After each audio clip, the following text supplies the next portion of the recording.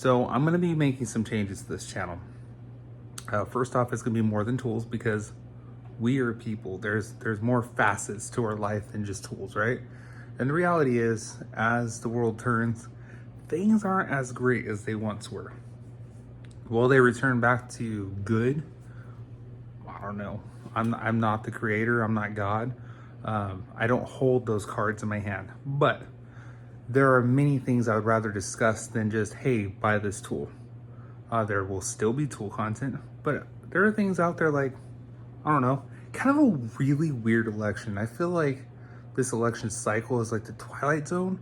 You have one person following up the other person in a really weird manner with not being voted in by their own party, except for here, you're suddenly the front runner. Then we have someone else who they cannot seem to stop trying to indict, and it just doesn't stick. I'm gonna go say, after this many years, if you found nothing on them that sticks, it's because they don't have anything there for you. I digress. But has anybody else noticed that things are really weird? Besides that, grocery prices.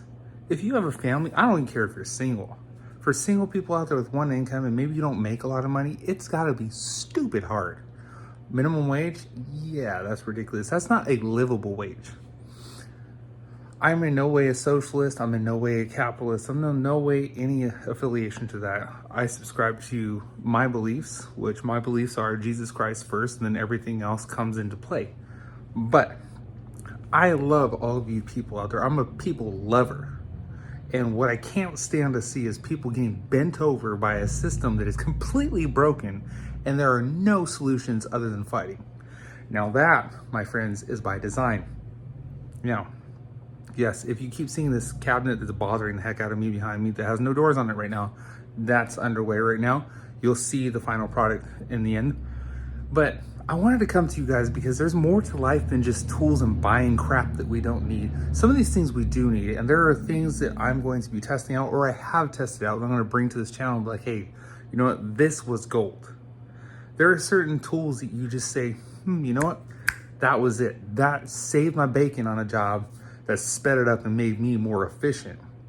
We're coming into times where the efficiency really is going to kick in. I don't care where in the world you are. We've entered in this technology age so deep that people are focused on how much we can produce and how much money we can get and how much value. Let me clue you in. Now, to those who are out there and you're contracting coaches, don't get mad at me. I'm just going to spill the beans on this. Your value should be in you as a person and what you bring to the table to your clientele or to your friends, family, and community.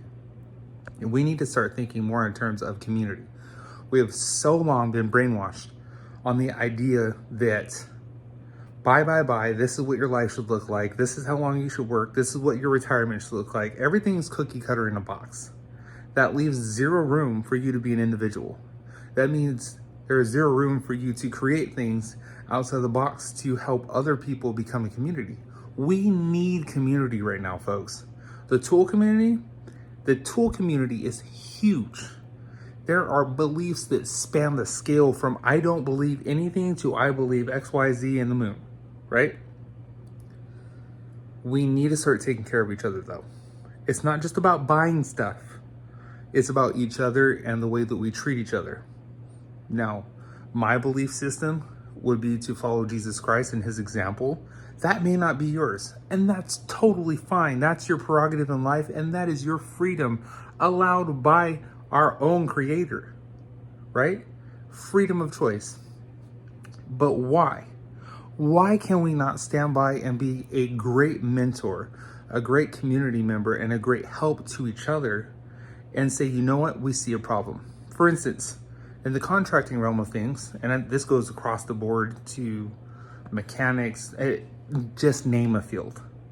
Why do we not have a industry standard pricing for what most people are going to charge?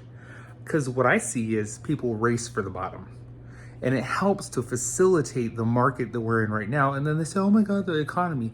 No, let me explain this to you.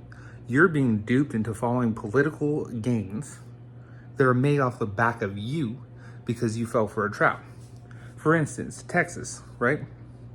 Oh, all the Californians moved from Texas.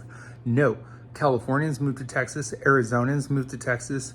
Oregonians, or I think that's what you call them, they moved to Texas. Folks from Illinois moved to Texas. Folks from Jersey moved to Texas. Folks from New York moved to Texas. Everybody who wanted to flee a crap state decided, hey, I'm going to flee to Texas. You know what they did?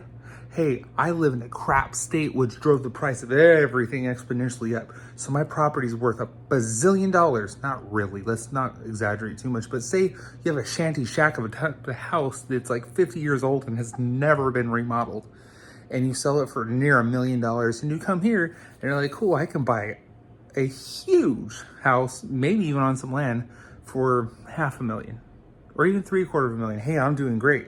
Suddenly you think you're great. The problem with this thinking that they've got everybody duped into is, guess what? Now everybody is having to follow that along. Hey, then we hike interest rates. Then we play the inflation game. Now, you may ask, Ryan, what does that have to do with tools and the tool trades? Well, if you can barely feed your family and you're having to constantly raise prices, you're going to be sitting at home eventually. It's hitting everybody. I'm not blind to what's going on. I see what's going on, and I know many of you out there are struggling with this too, where it costs astronomical amounts of money to feed your family. Some of you even grow your own food. Some of you ranch. Some of you farm for a living on the side. Some of you may have 2 or 3 jobs, side hustles. Some of you may be on a pipeline, windmills, whatever, solar fields, whatever you do as a gig that's like, oh, that makes great money, and now it's not feeling so great.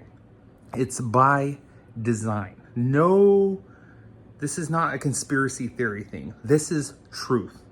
And I want to come to you guys telling you there are designs in place for this. And I would be very wary of what's going on in our country and start getting to the point where we stop looking at party left, party right. How about the right person for the job? Who's gonna do the best job for our country in a fiscal manner? Look at our country as a business that's going to take care of what needs to be taken care of, and stop shoving social this, social that down our throats. Anytime the word social comes in, or social program, or any program of free money, no, that means we're going to print more money. And if you don't know this, when you print more money, that means there's more money in the system, which devalues the dollar even further. And guess what? It makes it harder for you because your dollar doesn't go as far. Now, I am not a financial advisor. I'm not an economist. I'm just one tradesman in a whole sea of people who decides to keep an eyeball out for the other people. You are my community as well. Not just the people around me, the people that support my business. Y'all are part of my community. And I take that very seriously. You guys hail from all over the world. And I know that the ripple effect of the United States choices is greatly and widely felt. So what we need to do is we need to start looking at our lives from a standpoint of, what change can we affect? What are we going to allow? At what point do we find a way to overtake things in a manner that doesn't harm the general public? That's the problem that be. Everybody says, well, we're going to do... Just remember, wrong choices will lead to bloodshed. So I'm not advocating any of that. But I will say at some point, enough has to be enough for our country, because all of you out there watching, especially those from the United States, deserve to be treated like a human being with basic necessities and not craziness.